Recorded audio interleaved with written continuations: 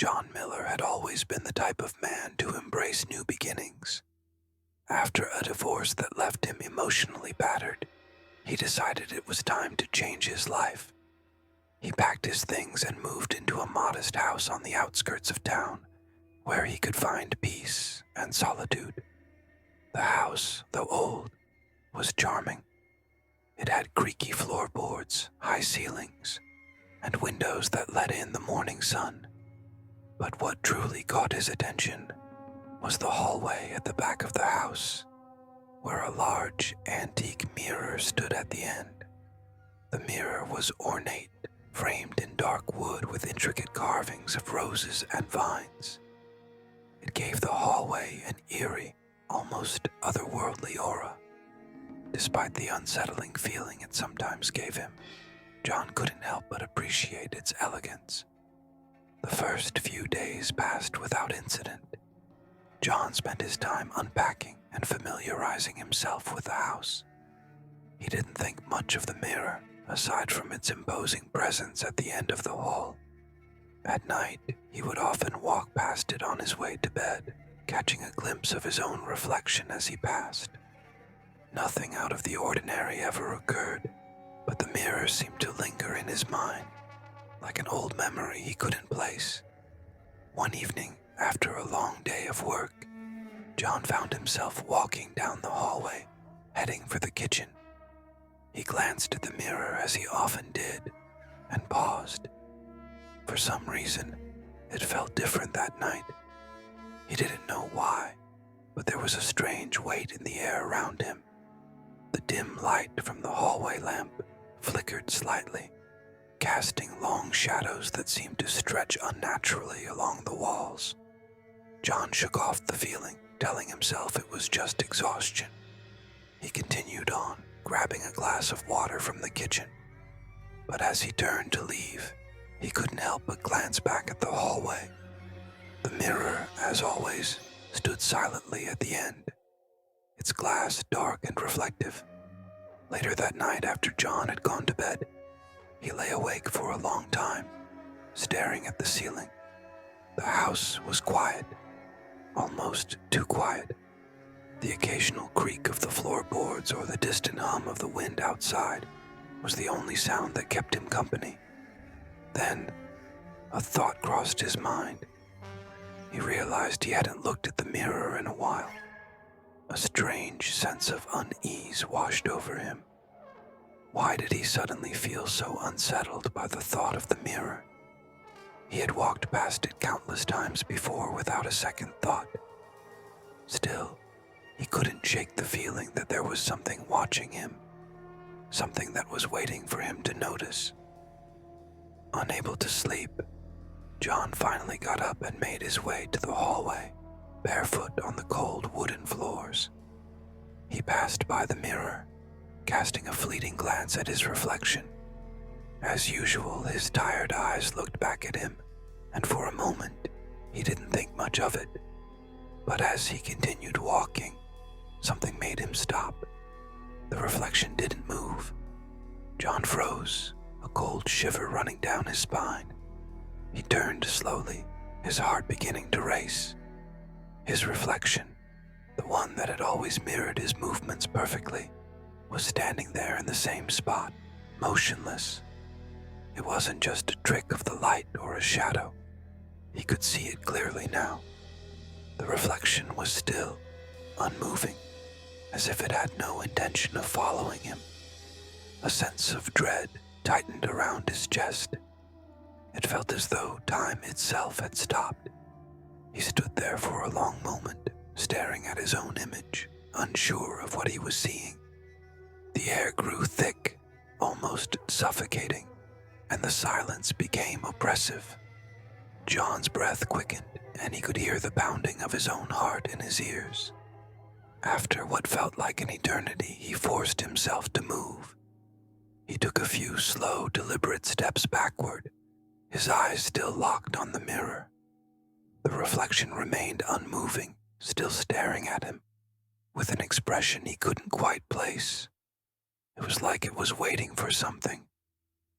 His pulse raced as he backed away. He needed to get away from the mirror, away from the oppressive feeling that seemed to cling to the hallway. He turned and walked briskly toward his bedroom, trying to push the strange image from his mind. But even as he lay in bed, the feeling lingered. What had he seen? Was it his tired mind playing tricks on him? Or was there something more sinister at play? The next day, John tried to go about his routine as usual. He went to work, met with a few colleagues, and ran errands. But the image of his reflection, still standing in the mirror, haunted him. Every time he closed his eyes, he saw it again, motionless, waiting. He couldn't shake the feeling that something was wrong with the mirror. But what could it be? It was just a mirror, wasn't it?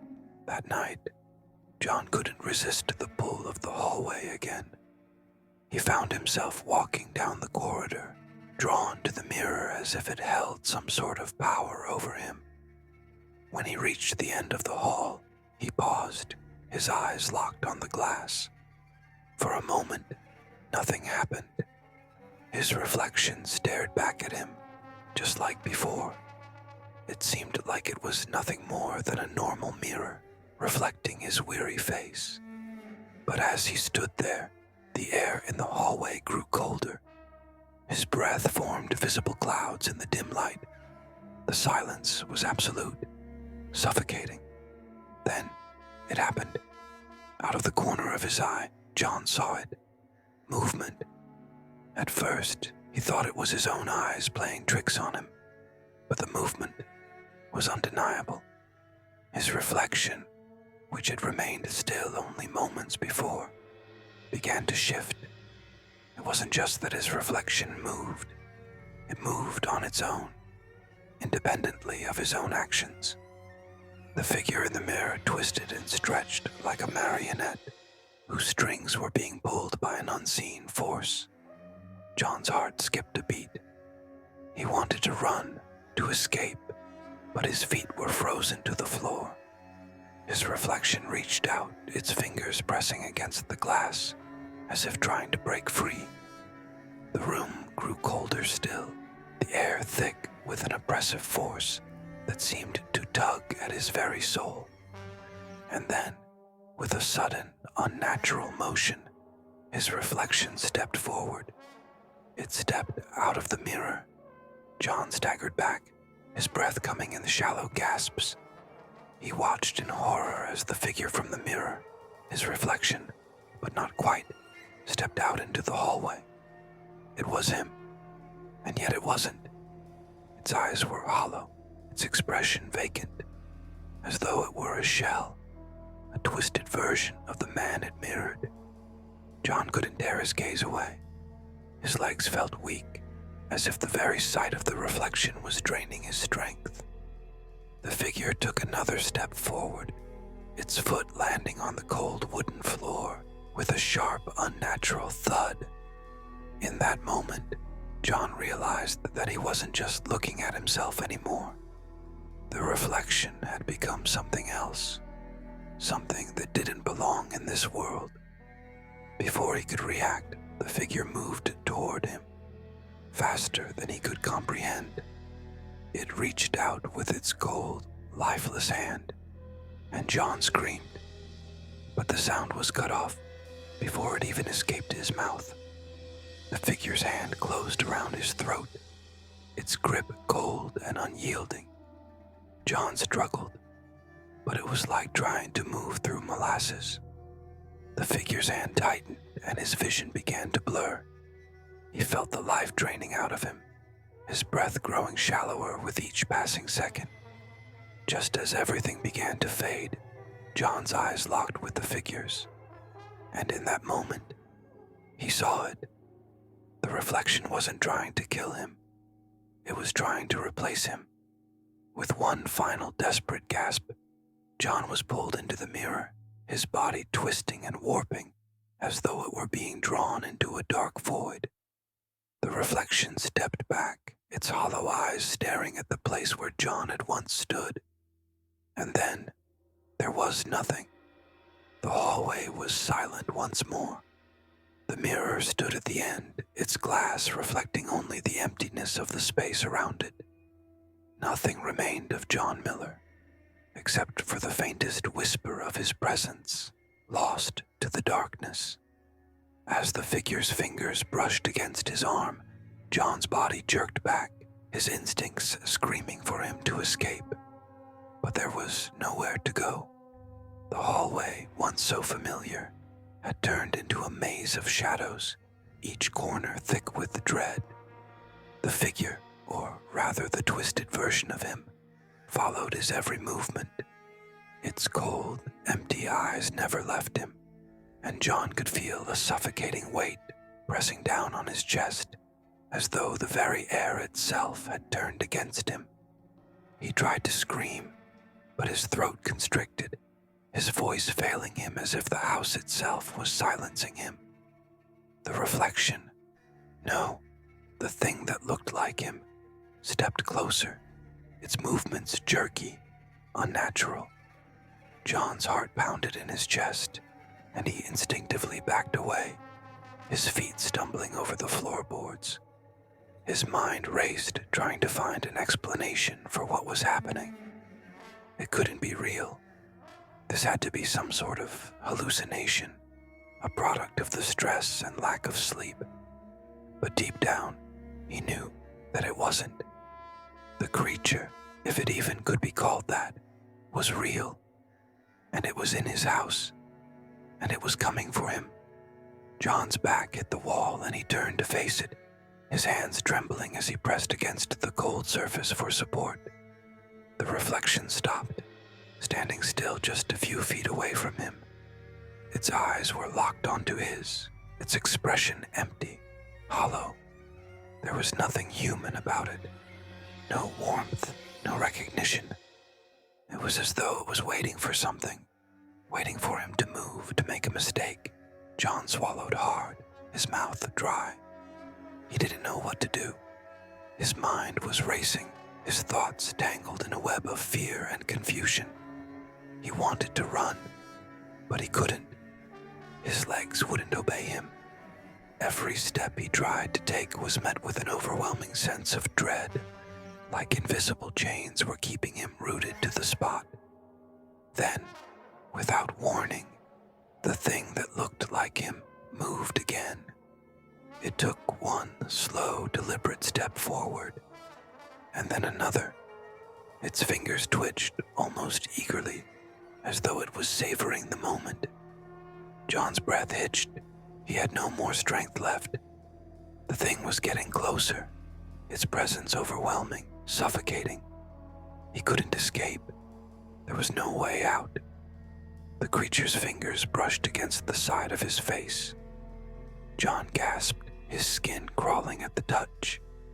It was like ice, cold and unyielding. His body trembled involuntarily. The reflection's hand lingered for a moment longer, and John's skin burned where it had touched him. A wave of panic surged through him. He had to get away. He had to fight back. But as he tried to pull away, something in the reflection changed. The creature's eyes darkened, its expression shifting into something more twisted, more malevolent. It grinned, a cruel, unsettling grin that stretched across its face, too wide for any human to ever make. Its eyes gleamed with a terrifying emptiness, like it had been waiting for this moment. John tried to push away, but the creature was stronger than it had been before. It reached out again, grabbing him by the wrist, with a grip that felt like iron. John gasped, the world around him spinning.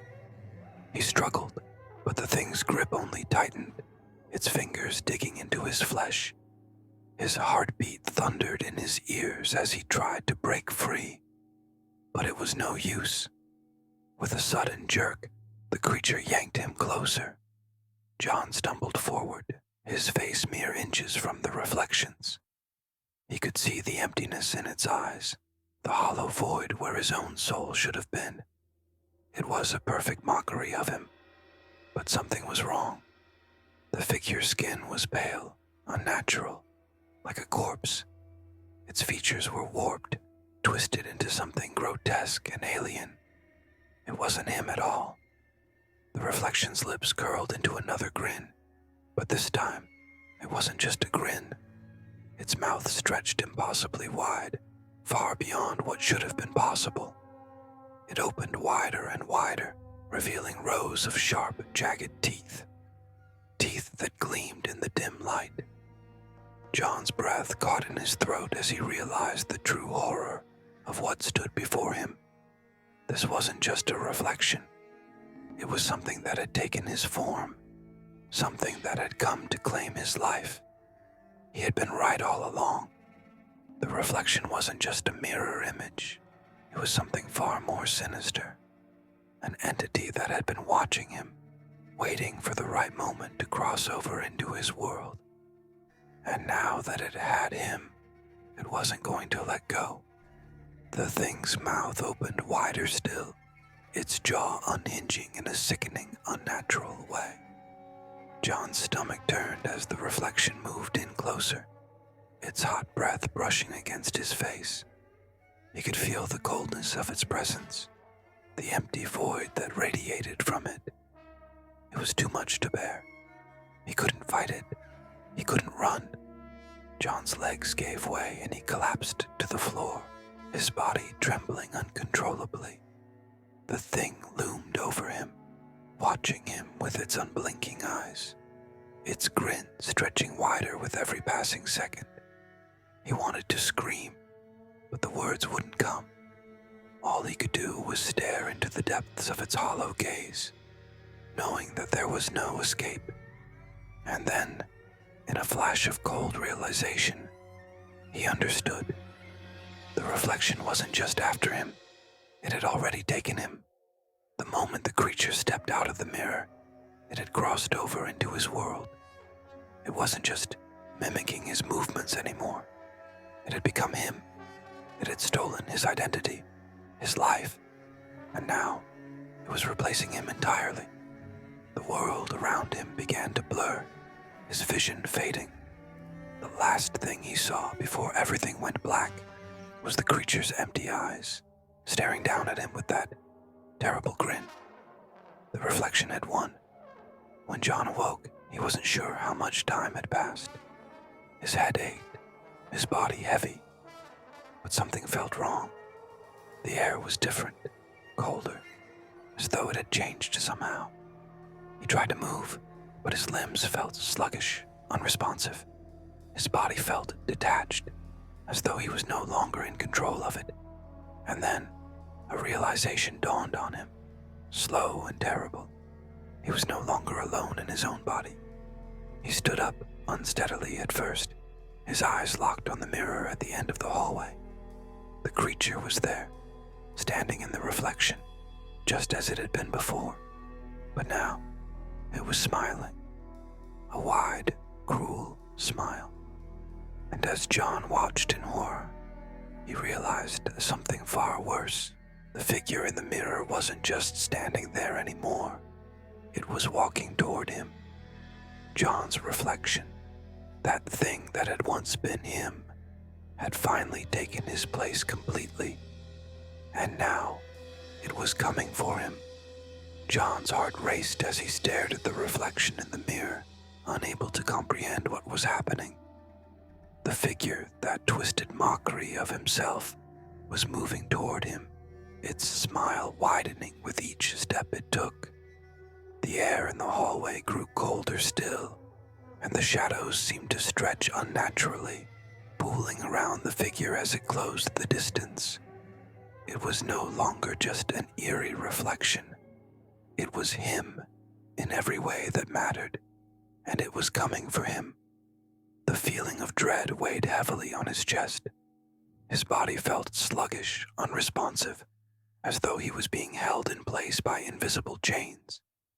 Every instinct screamed at him to move, to run, to escape, but his limbs refused to obey. The thing in the mirror, his reflection, was closer now, and the coldness in the room seemed to intensify. A sudden realization hit him, as though a door had been flung open in his mind. The creature had replaced him, It wasn't just a reflection anymore. It had taken over his life, his body, his very essence. And now, it was going to live his life in his place, while he would be trapped in the void, the space behind the mirror, where there was nothing but darkness and the relentless echo of his own heartbeat. But something snapped within him. A surge of panic and desperation flooded his veins, and for the first time in what felt like an eternity, John's body responded. He moved, his legs pushing him backward, his feet skidding across the cold wood of the hallway. His heart pounded harder as he stumbled, his breath coming in quick, shallow gasps. He had to escape. He had to get away before the thing in the mirror replaced him completely. His hands reached out, grasping desperately for the door frame. He couldn't think, couldn't focus on anything, except the overwhelming terror that clawed at him from all sides. The thing was still coming toward him, its grin stretching wider, its eyes gleaming with a terrifying emptiness. It was gaining on him. Then he heard it. A voice. It wasn't his voice, but it sounded like his own.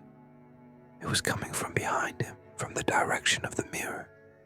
It whispered to him, low and guttural, its tone a mocking imitation of his own thoughts. "You can't run from me, John," it said. "I've already taken your place. You can't fight me now."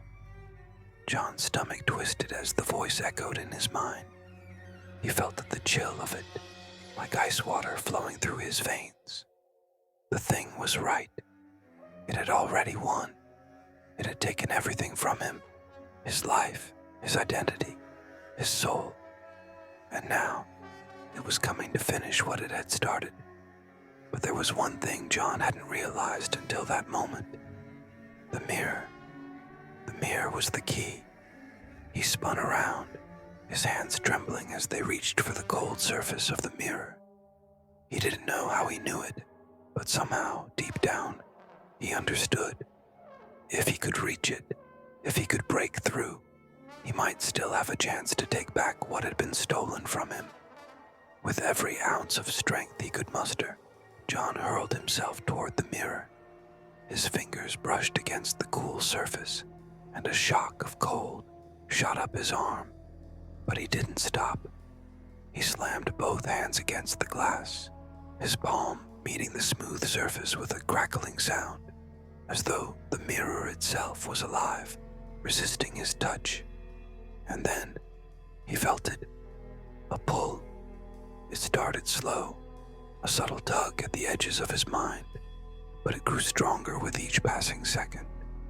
The reflection in the mirror began to ripple, its edges blurring, warping, like the surface of water disturbed by an unseen force. The thing that had taken his place was still there, watching him with its hollow eyes. But it was different now. It was losing its grip, its power over him slipping away. John's heart raced as the mirror seemed to pull him in, drawing him toward it with a force that was both terrifying and exhilarating. He didn't have time to think, didn't have time to question what was happening. He reached out with every last ounce of his strength and pressed his body against the glass. The world around him seemed to dissolve, the hallway fading into darkness, the cold air turning into a suffocating pressure that surrounded him. He could feel the mirror pulling him closer, deeper into its depths.